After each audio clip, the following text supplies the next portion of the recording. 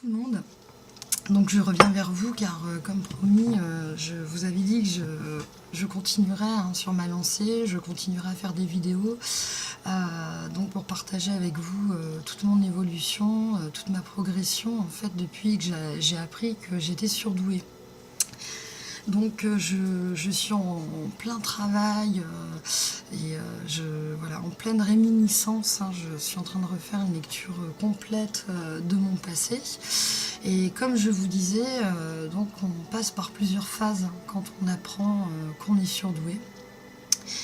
Donc je vais vous parler ce soir de la toute première phase par laquelle on passe. Donc sur la longueur, je pense qu'on travaille beaucoup sur notre passé pour comprendre beaucoup de choses, qui on est, pourquoi on a été comme ça, pourquoi on a fait ça, ce qu'on aurait pu faire, ce qu'on n'a pas fait, ce qu'on a fait et qui est bien aussi. Donc voilà. Alors première phase, c'est la surprise. C'est une surprise complète, extraordinaire. Donc pour mon cas, depuis toute petite, et c'est aujourd'hui que ça me revient parce que je suis en plein travail de relecture dans mon passé, mais depuis toute petite en fait, on me qualifiait avec un mot qui revenait souvent, et ce mot c'était génie, tu es un génie.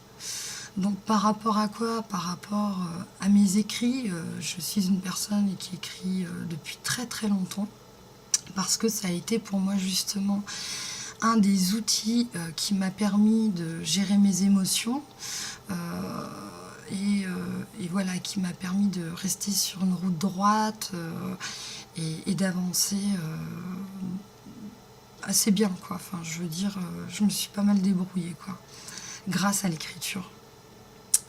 Et aussi, donc, on me renvoyait ce mot par rapport à mes écrits, mais aussi par rapport à mon travail artistique. Donc, je suis artiste plasticienne, c'est mon domaine d'excellence.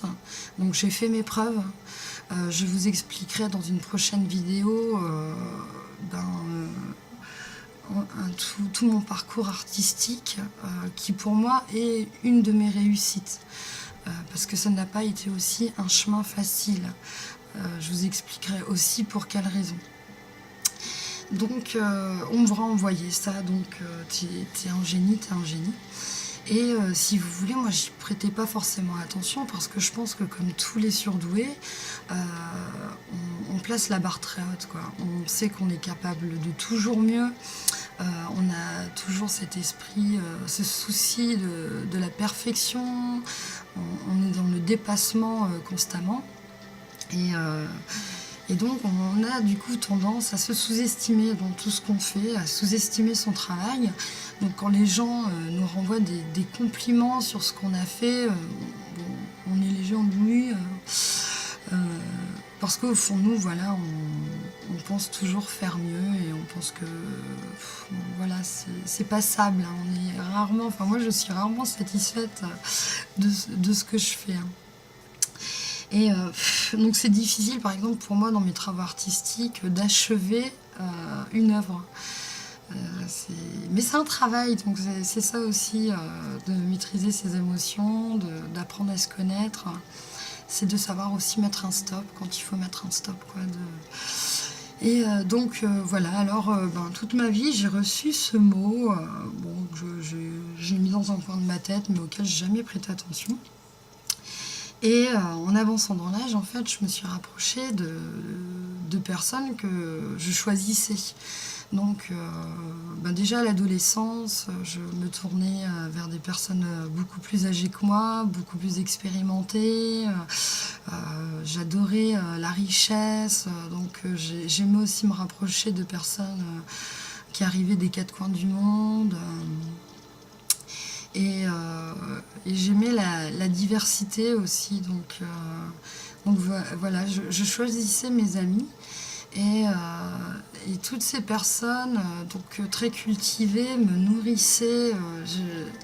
C'était vraiment extraordinaire pour moi, et donc ces personnes me renvoyaient aussi que j'étais différente par rapport aux personnes de mon âge, et même de leur âge. hein, par rapport à mes goûts musicaux, par rapport à mes réflexions, par rapport à mon mode de pensée, par rapport à mes activités. Euh, et puis les conversations qu'on pouvait tenir pendant des heures sur de nombreux sujets. Donc ça les interpellait et ils m'en faisaient part. Donc moi, si vous voulez, j'attachais simplement de l'importance au fait que voilà, je trouvais enfin des personnes comme moi, quoi, avec qui je pouvais échanger. Et au fur et à mesure du temps, on a commencé à me dire que j'étais peut-être surdouée.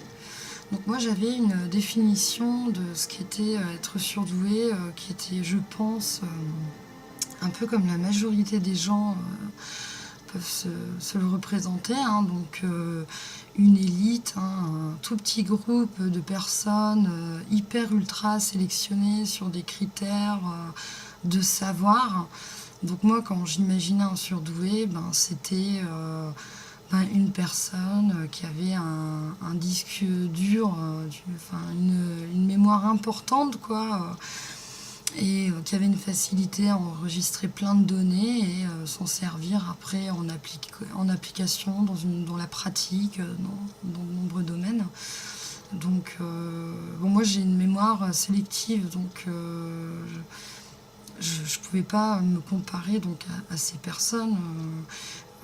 Par exemple, moi dans mes activités, je fais énormément de choses, j'apprends énormément de choses, je passe d'un projet à un autre très rapidement. Et si vous voulez, c'est comme sur un Mac, vous avez la petite corbeille en bas à droite. Si vous ne nettoyez pas votre bureau régulièrement, vous n'y voyez plus clair.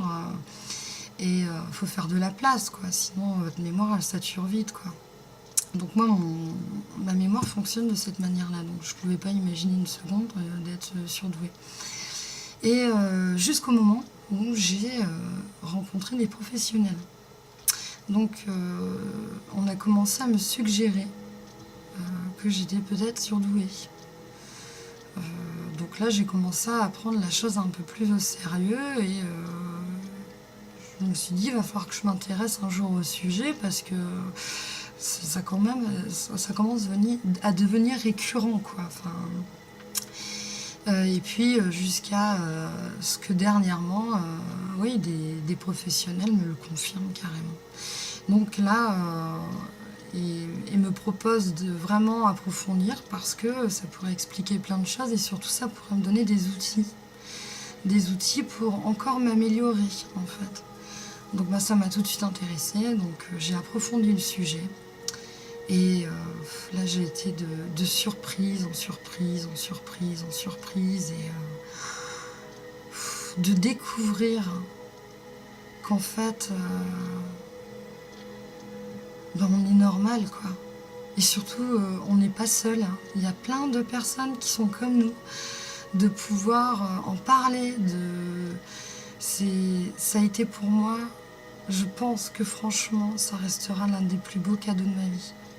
Mais véritablement, de savoir aujourd'hui qui je suis, d'enfin pouvoir mettre des mots sur tout ce que j'ai vécu, de mettre du sens sur tout un passé, tout un présent, et alors du coup, pouvoir se projeter dans l'avenir, c'est l'un des plus beaux cadeaux de ma vie.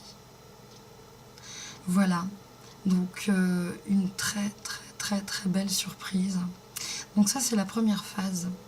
Et je vous expliquerai dans les prochaines vidéos quelles ont été les autres phases. Donc ça fait pratiquement 1 mois que je suis au courant que je suis surdouée, d'être surdouée. Et ça a été déjà pour moi très très vite. Les surdoués avancent très vite de toute façon dans tout ce qu'ils entreprennent. Ils progressent très vite dans ce qu'ils font. Donc voilà, je suis déjà passée par plusieurs phases. Donc je vous dis à la prochaine vidéo et je vous embrasse.